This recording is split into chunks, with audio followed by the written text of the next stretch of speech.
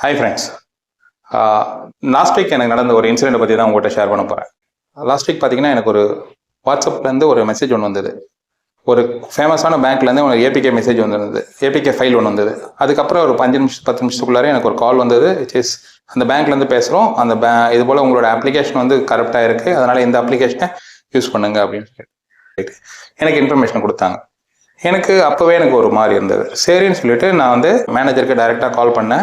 அவரை கொடுத்த இன்ஃபர்மேஷன் பார்த்தீங்கன்னா, நான் எங்கள் கிட்டேருந்து அப்படி எந்த அப்ளிகேஷன் நாங்கள் எந்த சப்போர்ட்டும் அது போல் பண்ணுறதில்ல, இது வந்து ஃபேக்கான ஃப்ராடல் மெசேஜ் தான், அதனால நீங்கள் அதை அவாய்ட் பண்ணுறங்க அப்படின்னு சொன்னார்.